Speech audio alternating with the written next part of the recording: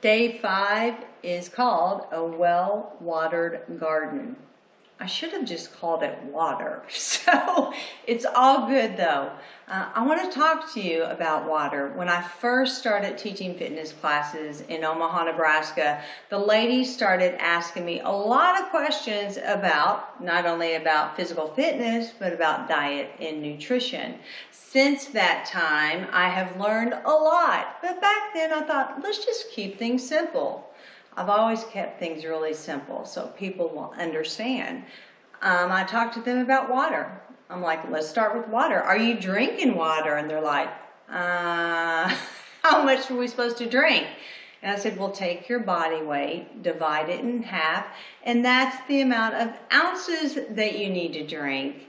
And so they started doing that, and they started noticing that they felt better because water is just a nice, purifying, cleansing substance that we all need. I also think about, let's talk about spiritually speaking with water. Jesus, do you remember when he met the woman at the well? And the well had a lot of water in it. So I always think about that story where he went out of his way to meet this woman. This woman was there at noon, which never happened because she was basically an outcast in society, and other women did not want to be around her.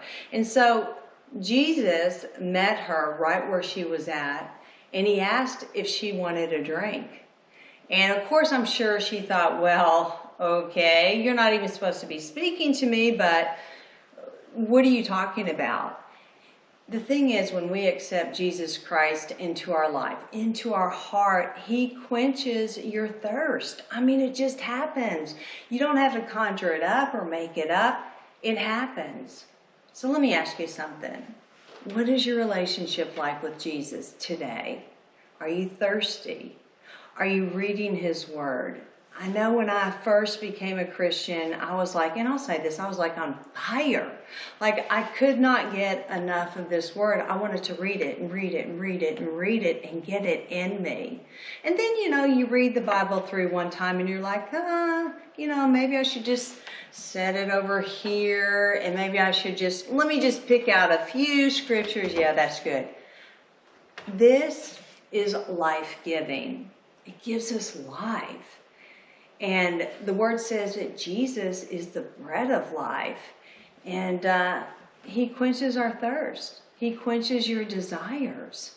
And it may not be, a physical quench because your water should be doing that for you.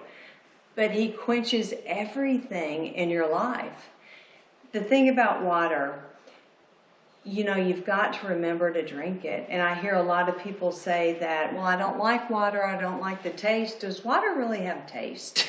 Think about it. The whole purpose of water is to quench thirst, right? It's not supposed to be really flavored, but I get it. I get it if you're not used to it. Let's just start today thinking about drinking the amount in ounces that we need to drink. And let's open up this word. And let's ask God to open up our hearts and reveal to us what he wants to reveal. All right? So that's why I called this a well-watered, I'm not sure about garden, but I put it in there. And you should be watering your gardens too, right? So that was day 5.